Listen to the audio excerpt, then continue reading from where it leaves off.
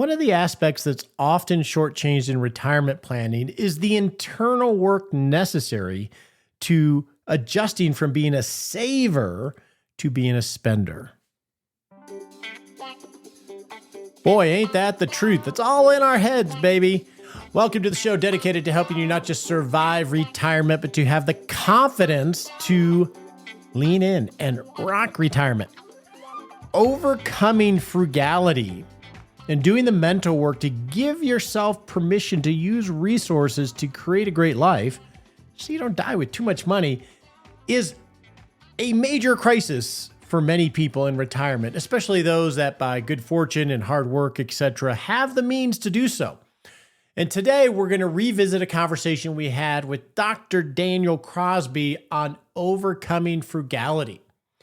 We're going to talk about how to gain confidence in the midst of uncertainty, because there's always reasons to not spend money, and ways that we can overcome frugality in order to lean into the kind of life we want to create. So let's dive in with Dr. Daniel Crosby. So here, Daniel Crosby, Chief Behavioral Officer at Orion Advisory Services. Daniel, how are you? Great to be here, Roger. I appreciate you hanging out with me on this 10th anniversary month, which is sort of insane to think about.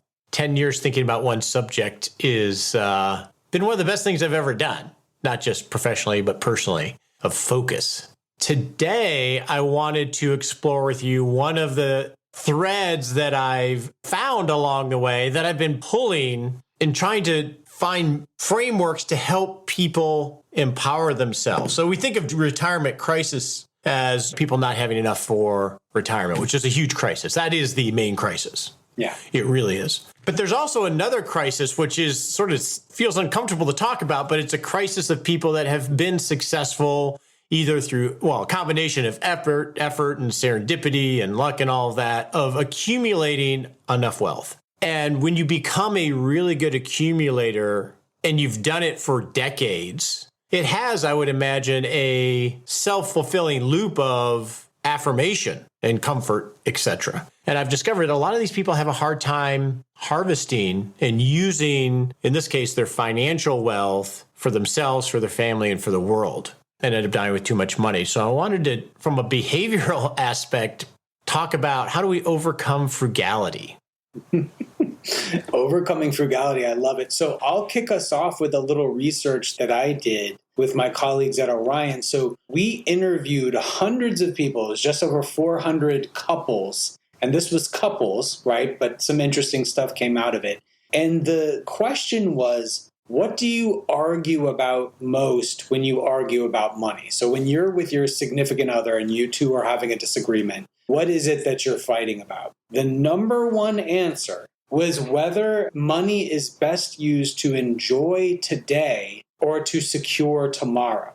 So we found that people tended to be very bifurcated. They tended to be very decamped into either the best use of money is nothing's promised, YOLO, like let's live it up today, let's seize the day, let's enjoy the moment, sort of in the one camp, right? And then the other camp was let's be responsible, let's be prudent, we don't know what's on the horizon, so let's save, right? So what we found is this is the number one point of disagreement because these are the most deeply held values. And so the people that you're talking about are the people in that second camp whose primary financial script and whose primary financial value has been for 40 years or whatever to squirrel it away, accumulate, and then one day it's time to flip the switch and to do differently than you've done for 4 decades. It's not an easy thing to do, but I share that just to say that this is no small problem. My research would suggest that maybe it is the problem and the number one place where people tend to disagree. And there's a lot of behavioral things that change when you leave full-time work that can exacerbate that natural stewardship or accumulation, right? I lose my income, which feels that I always think of income. I ask people, Daniel, when you earned your first dollar, what did you spend it on? My first dollar ever in my life? Yeah. Do you remember when you earned your first dollar from work? I don't, actually. But if my first one as a high school student, probably shoes or something. And mine was probably baseball cards. Yeah. I found my 10-year-old journal yesterday. I posted about this online. It was like this fill in the blank journal. And it said, what do you want to be when you grow up? And it was a millionaire with lots of baseball cards. That was that's what I wanted to be. Well, the reason I asked that question is because usually when we earn our first dollar, it is the first time we have some agency over, I have this dollar and I have choice. Yeah. Other than parents giving us money. And when we retire, we lose that agency. We can't fight ourselves out of financial mistakes. And not only can we not do that, which, when you don't have agency, you feel at risk, you're not accumulating anymore. So you don't get that natural satisfaction. And then we're supposed to suddenly actually spend it rather than save it like that. That's a lot to ask somebody. What you were talking about in terms of the accumulation and the YOLO, that's like a natural tension that always will be there and never actually gets resolved. It's just finding that golden mean, I would think, somewhere in between. You're exactly right. I mean, if you think about that dichotomy and you say, which one is the right answer? Well, for the financial advisors I work with, I can tell you which one they prefer. In terms of living a happy life, the golden mean is the answer. It's finding that synthesis of spending money to enjoy today and setting aside some amount of it to secure tomorrow. The other thing we'll talk about, if you look at any sort of model of human flourishing, they're going to have a lot of things in common, right? Like relationships are going to be part of any model of happiness and human flourishing, meaning working for something larger than yourself, advancement, being better today than you were yesterday, right? Engagement, doing deep work. These are sort of the hallmarks of human flourishing. Work ticks a lot of those boxes. And so when we leave work, we're left sometimes, if we haven't been thoughtful, we haven't been intentional, we're left with not a whole hell of a lot to hang on to. And so it can become easy to double down on what we do have or what we can control, which is the X's and O's in our bank account. And so in the absence of all this other meaning and sort of structure, scaffolding falling away, it's easy to see where people double down on trying to control something like money. I would say it's like a sporting dog that doesn't have a job or a working dog that doesn't have a job. They're going to use that energy in some other direction, sometimes healthy, sometimes not. It's interesting that you pointed out that our industry, from a financial planning perspective, has all been geared for accumulation for decades since I've been around, and that's been 30 years in the industry, and rightly so. And so it sets up that the default usually is, well, life is so uncertain. You might live to 100, inflation, bad markets, etc. Better to be safe. So that the answers unspoken are work longer, save more, spend less when you do spend, which is sort of sucky choices. Well, and incentives drive behavior. And I love the planning advice industry. That's where I do all my work. But it has to be said that most planners, most advisors get paid on the size of the assets they manage. So there's a stronger push for accumulation than sort of thoughtful decumulation, because that's how we get paid. Like we get paid on more money in the bank. So it's not surprising, perhaps, that there's more thought and more direction that goes into that piece of the puzzle. And the bulk of the clientele has been in accumulation mode. So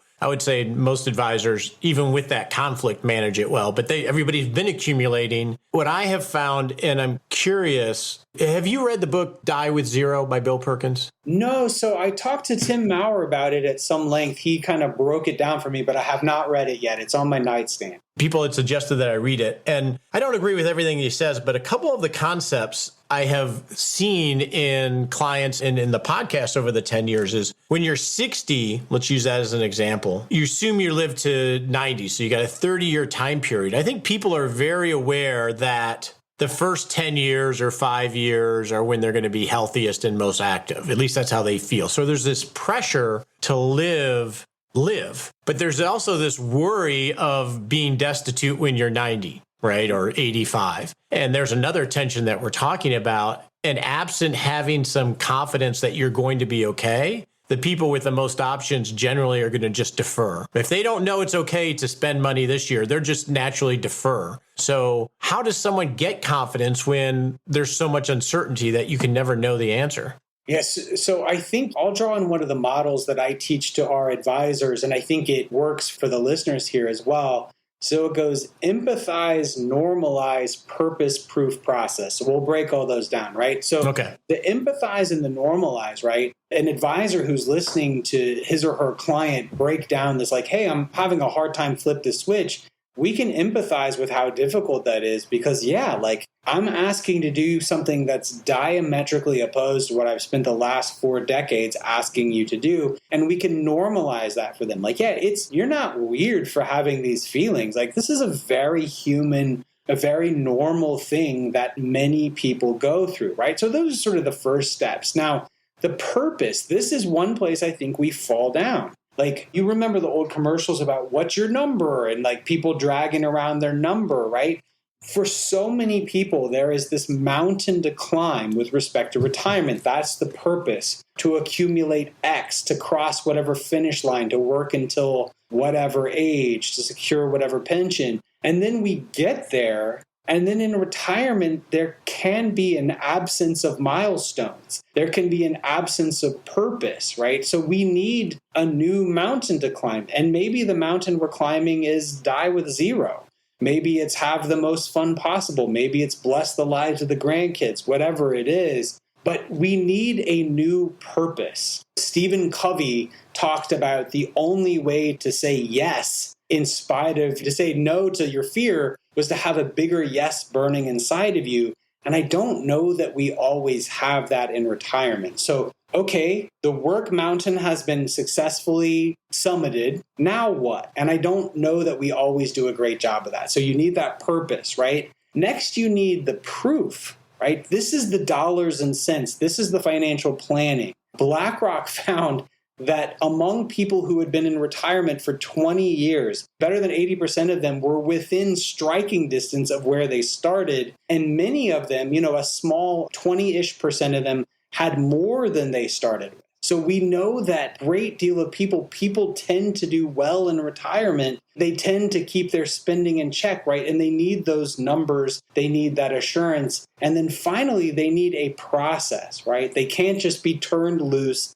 It feels too chaotic. We need some models. We need some numbers. We need a budget. So once we've been listened to, right, like take that out, we've been listened to, we've been understood. We need that purpose. We need that new mountain to climb, right? We need the proof. We need to understand the math around the retirement, and we need a process by which it's realized. And I think that once we get those things, then we're on our way. In the absence of those things, I think we don't have the rocket fuel to sort of pursue it the way we should, and we don't have the stability or the plan that gets us there. I think the idea of having proof is a difficult one when it comes to retirement planning. I just had Rick Nason on, a professor who talks about the difference between a complicated problem and a complex problem. And in my opinion or observation, the planning profession tends to approach it as a complicated problem that can be solved. We just got to do the numbers. Yeah. And I would argue that it's not a complicated problem. It's a complex problem that is not solvable for a variety of reasons. So it has to be managed. And so that proof is difficult because you can't prove that you will be okay, right? If I go and give $100,000 to a charity to my children at age 61, it's a bet that I won't need that $100,000 when I'm 80. And at some point, it's a faith with a structure of giving you confidence, but it's a leap of faith in a way. And that's the hard part, I think. It's definitely hard. This is not physics, right? And I mean, we could die on the first day of retirement, or we could die on the 40th year of retirement. And so I think there's a place for being conservative in those judgments, for sure, right? And I think you're never going to really die with zero, probably, right? I think you're never going to be able to spend that last dollar on that last day of life. But I do think that we can get in the ballpark. We know that the map is not the territory, right? When it comes to financial planning, there's acts of God, there's the human element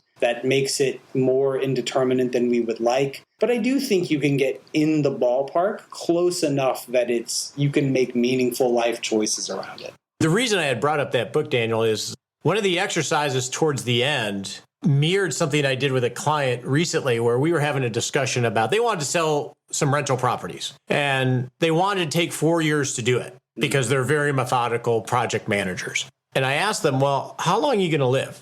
And they said, 20 years. So you want to take 20% of your life to sell these properties and manage this project. And it's 20% of their life that is the front end when they're the youngest and healthiest. Mm-hmm. And some of it's having some of that perspective. And when I thought of one of the exercises in Bill Perkins' book, which I just finished literally yesterday, was to write out the things that you want to do in life. Yeah, I want to hike, I want to mountain bike, I want to go to these places, and then organize them by timeline, because certain things need to be front loaded just from an ability perspective as we age. And I thought that was a good exercise to maybe help people see that holding on to the money or thinking that you're going to be able to do certain things later on is not the case, because you're getting older, and it gets even more front and center when you're 60 or 70. Well, I mean, there's some behavioral science to creating these timelines. It sparks a sense of urgency in us, right? I see my parents, I call it twice a year, right? And my parents, if they live to an average age, will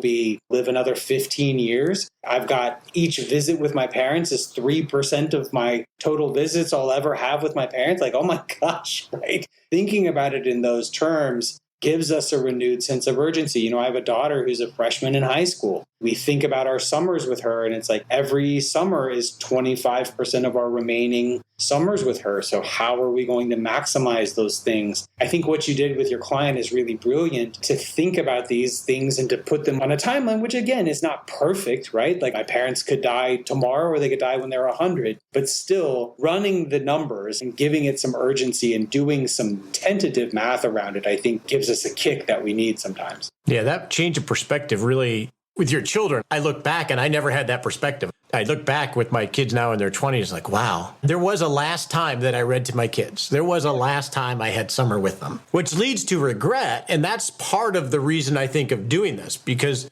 if we don't have a model to give ourselves confidence, what will end up happening, and I have seen this, is like you said with the research, is you're going to end up having more money than you expected when you were in your 80s or 90s. And you're going to look back and say, well, what could I have done? And that will lead to like Bronnie Ware's regrets of the dying that she pointed out. We're always looking for these behavioral hacks and regret aversion. I mean, people are wired to avoid regret in a pretty significant way, right? And so thinking about or working with your advisor to talk about what would I regret is a powerful catalyst for living a fuller, richer life and, you know, maybe spending some of that money, because we're less excited about getting something good than we are upset about missing out. We're 2.5 times more upset about missing out than we are getting something good. And so rather than framing it in terms of, you know, hey, what could I do? It's actually weirdly powerful to say, what might I miss out on if I don't begin to spend some of this money? Well, let's think of a couple basic things someone could do to overcome frugality if they're naturally good accumulators. Usually the first one I go to is just make a 1-year decision. Don't make big decisions. Just experiment on one extra trip a year rather than planning out, because that's just an experiment. One time probably isn't going to blow anything up. Yeah, I love it. That's great. What would be something else in your mind that I'm going to go with make those list of regrets as one, like really formalize that list of regrets. The Clonces, too, a father-son duo at behavioral researchers, they've done some research around vividness actually helps people to make better decisions in retirement, right? So you say, okay, I want to retire, like I want to go live in a cabin in the woods. Okay, well, which woods, right? Like, you know, okay, the woods of Vermont. Describe the mountaintop to me. Like, what will it smell like? What will the maple syrup taste like on the pancakes on Saturday? Like, really getting in that process of visualizing. You know, I wrote about this in my new book I have coming out, that Michael Phelps, this is one of the things that he did. When you see him prepping for the Olympics, all those gold medals he won, he's sitting there with his eyes closed, kind of visualizing going through all of it. Deep visualization, talking with your partner, your advisor, whoever, about the nitty-gritty, down to the very specific sensory details of what you want to do, can be a powerful force for good. I can think of an example of that, Daniel, and that is we have a number of clients that use their money to bring all of the family together on big vacations. And I have one client who has like 18 grandchildren, but they pay for everybody. They rent the house or houses and they pay for everybody. And that's a way of people tend to die with experiences, not money. Yep. You know, as far as the people that remember you and that vividness of all of the people in the house, and the things that are going to be done, the kind of conversations you have with those grandkids. So essentially what you're arguing is make that as vivid as possible, because then it becomes real and then you can go create it. And that will help give you permission to spend the money on something that actually I think is a great idea. Yeah, that's a really great example right there. This goes back, you triggered something in me for so long, like for so many people, and I put myself in this camp. I'm a very aggressive saver. That's a point of pride for me. And I feel like it says good things about me. I don't know if it actually does, but I get psychic utility out of that, right? That's a great point. Yeah, like I'm hardworking, I'm prudent, I'm thrifty, I'm taking care of my family. Okay, when I get to the top of the mountain, what does prudence and taking care of my family look like now? Because it no longer looks like this other thing. So you can take that same value in retirement. Being prudent and thrifty and taking good care of your family might mean sending your 18 grandkids on a trip to Aspen, right? So you can spend time with them. That's what it looks like to be a good family man, right? Whereas in my mid 40s with 3 young children, it looks like saving for their college. So taking those core values and reframing them. It's a bit like a soldier, right? It's a bit like a soldier who goes to war and learns that every time you hear a loud noise, you hit the deck. Then they come back home to Pika and a car backfires and they hit the deck. Like, well, that's no longer appropriate, right? Like you're in Kansas now, you're safe, you're good. And so you learned a behavior that you're just misapplying in context. In light of your new context, how can you still be the person who you are and thread those values through, but maybe it requires a new behavior?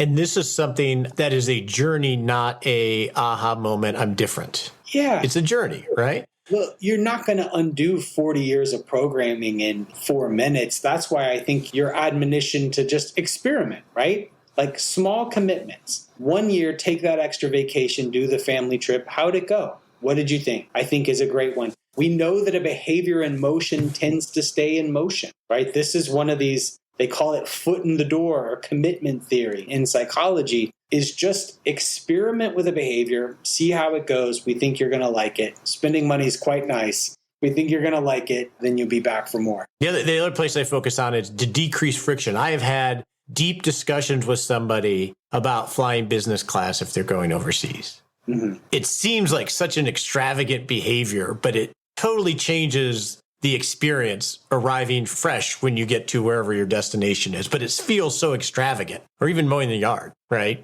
To send that off. In the club, in the Rock Retirement Club, I used to have office hours. So I've had hundreds of conversations with people that accumulated well. And one of the threads that I pulled in that, Daniel, is that they came into the meeting. Usually they would present with some question about Roth conversions or some tax thing. But most of the time underneath, what I observed anyway, was that they knew what they wanted to do, but they were trying to get permission to do it, which really was surprising to me. And I would argue that in retirement, this, for the people that have the ability and have the wealth, this is not just a big opportunity to minimize regret and have an impact on your family. This is a huge untapped resource for the world. And because what will end up happening is people will just die with too much money. They'll have regret. The family won't have the memories, and the world won't have whatever gifts they might have been able to give along the way.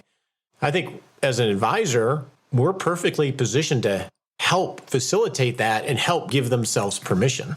I think that's exactly right. And another thing, I see that sometimes people have a too tight conflation of their personal worth with their net worth. They think that the number they have in the bank is reflective of a life well lived. And industry and thrift and commerce and all these positive things. But I think we have to help them think about, what does a life well lived in retirement look like? One of the things that I've researched again for this new book, there is a term for shirt sleeves to shirt sleeves in 3 generations in every culture around the world.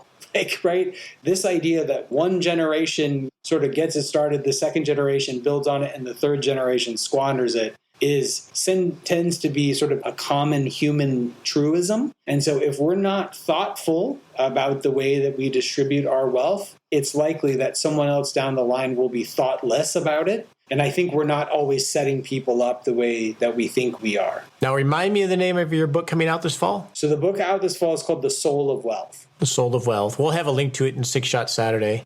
Daniel, thanks for hanging out with me to noodle on overcoming frugality. You're a great dude, Roger. Here's to another 10 years.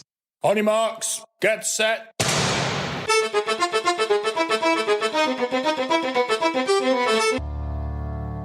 Now it's time to set a smart sprint, something you can do in the next 7 days to not just rock retirement, but rock life. All right, in the next 7 days, I challenge you to examine your retirement plan and ask yourself, is there something else I should add that's important to my life?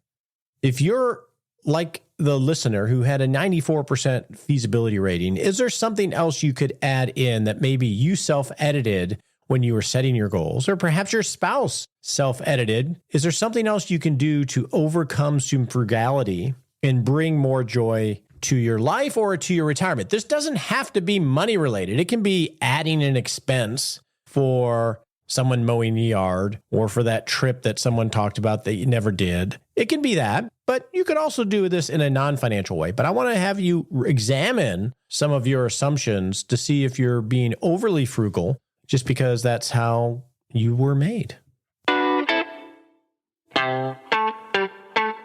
Always love hanging out with you on the show. I don't have it here in front of me, but I want to talk about one of our pledges to you related to this show. Had a lot of you filled out. Thank you so much for filling that out, by the way. So over the last few weeks, I've been reading the answers to the listener survey that we had conducted, which we had about 2,000 people respond, which is amazing. And the two areas where there was the most gold was where you filled out, in your own words, comments back to me on one thing you would like to see that would make the podcast better. Just random, tell us anything you want to tell us. And it reminded me of the pledge that we have for the show and that we're going to lean into a little bit more going forward. Number one is we are focused on you rocking retirement. We're focused on having a curious mind and having you question some assumptions that you may have of how to do that, just like we question for ourselves in the process that we use. We're going to not bring people on just because they're famous or they have big platforms. We're going to bring people on because we think they have something interesting to say that we want to explore further. That's generally how I choose guests. We're not trying to be bigger and fancier. We're just trying to be better for you and better for us. We're not going to talk about products for money. Yes, we talk about the Rock Retirement Club, so there's some self-interest there, but we think it is the premier platform for someone to learn how to rock retirement without getting sales pitches and having to necessarily use an advisor. So we're going to talk about that, but respectfully. And one big thread that I pulled from the show, and we're going to have some reformat adjustments going forward, is that we want to be focused on you. We want to be focused on you and actual things that you can do to take baby steps in the financial world and in the non-financial world. So we're going to try to close the aperture and get a lot more focused on that, because that is the point of this. That will help me get better, but hopefully it'll help you rock retirement. The opinions voiced in this podcast are for general information only and not intended to provide specific advice or recommendations for any individual. All performance reference is historical and does not guarantee future results.